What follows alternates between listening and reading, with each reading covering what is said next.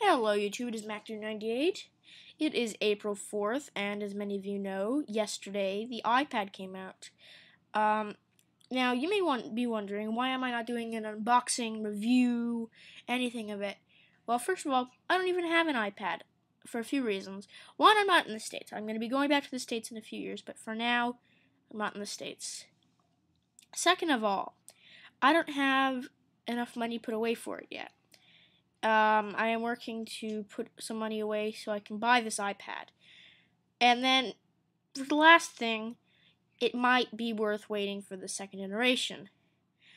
Now, the reason why I'm saying this is because Apple normally has a tend to release stuff, market it as this amazing thing, and then about a year later they release this really awesome one that's even better than the first generation. So, as an example, let's say the iPhone. Now, I think the original retail price was that for like $500, I think it was. Now, they've improved that greatly, and it starts at $100 now. They've lowered the price 5 times. So they might be able to lower the price. Second thing is they might be adding a camera. Now, it wouldn't be this camera. It would probably just be a camera in the front. Now, there's proof of that because a repair center that are repairing iPads got a bezel for the iPad, and there's a little thing at the top that can indicate that there could be a camera in the next generation, especially because the repair center took a camera from a 13-inch MacBook Pro, the one that I have, and they put it into an iPad and it fit perfectly. Now, obviously, they couldn't make it work because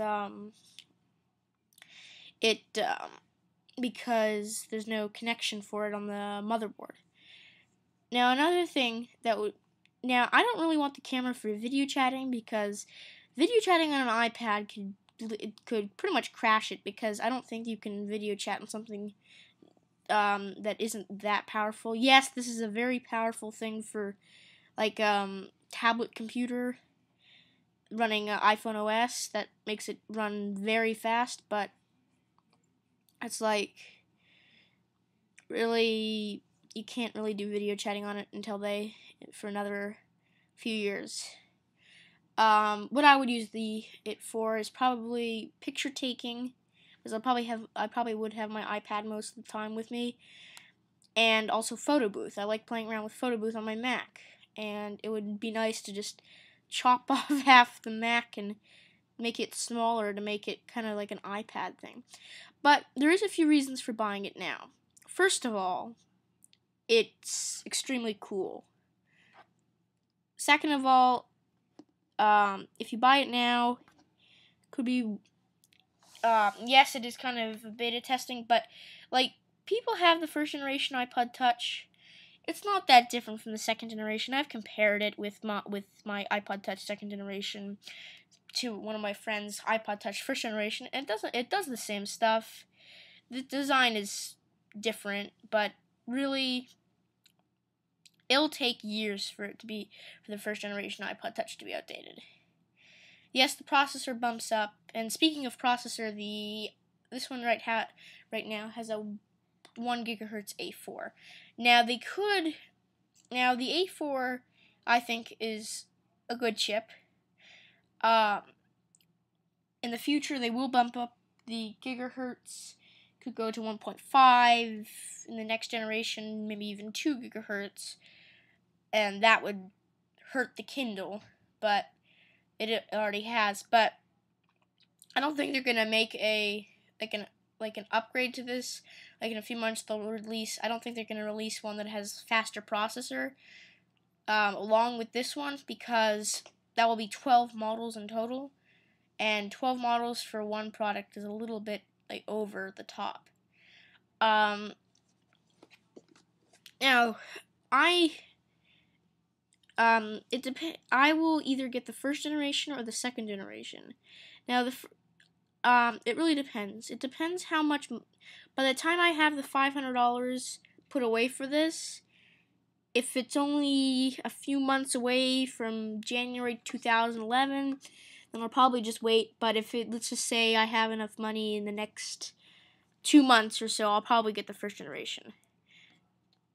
But I do really like the iPad. I can't wait to go to the Apple Store, get my hands on one, and then I also could decide from that whether I want the first or second generation. Now, I did hear somewhere that they might have flat backs. I really like the curved back, and I really don't think they're going to do that because almost everything now is curved on their thing. But if they do make flat backs, it wouldn't be very good for me because I like the curved. And one other thing, since I'm still in school, and as I mentioned, I use my MacBook Pro for school. Now, in order to achieve the proper posture for my desk, I have to drag around a keyboard, a mouse, a stand, a power cord, a hard drive, everything. And it would be nice just to have my iPad with a dock and a keyboard, and I already have the wireless keyboard. So all I would need is the dock and the iPad. Now, I've been looking around, and who knows, they could have used iPads soon for less than $500, and that would be great. There could even be a part and repair one that has a small flaw that I could fix easily. But anyways, let me know what you think. Someone requested a pro-con video, and I'm trying to get that up. It will probably go up at the same time this is, especially because I don't know if this is going to go up either April 6th or 7th or April 4th.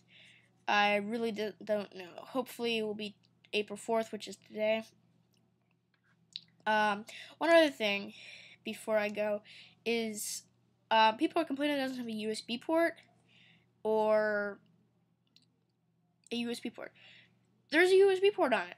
30-pin connector. If you want, the only thing you can use the USB port for is camera, but you don't really need a USB port with this type of stuff. It's like you already have microphones. There's a microphone built in. The headphone jack there's a headphone jack, so no need for audio out. There's you can put an SD card reader in it. External hard drive. There's something called Mobile Me, just as expensive as getting a hard drive, and you get 20 extra gigabytes. So, yeah, it might be something to consider. Mobile Me instead of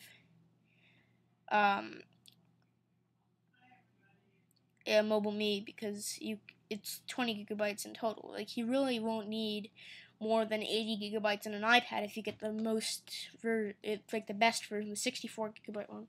Now, I am probably going to get the 16 gigabyte one, but it is 16 gigabytes. That's enough, because really, for this, I'd probably only use it for Word documents. Word document, like, in this case, Pages documents, Keynote, and pretty much everything that the iPad Touch does. And I think 16 gigabytes is enough space for me. So let me know what you think about the iPad. If you want, I can do more videos about it, and I'm trying to get my pro-con up there. Anyways, this has been a Macdude98 production. Bye bye.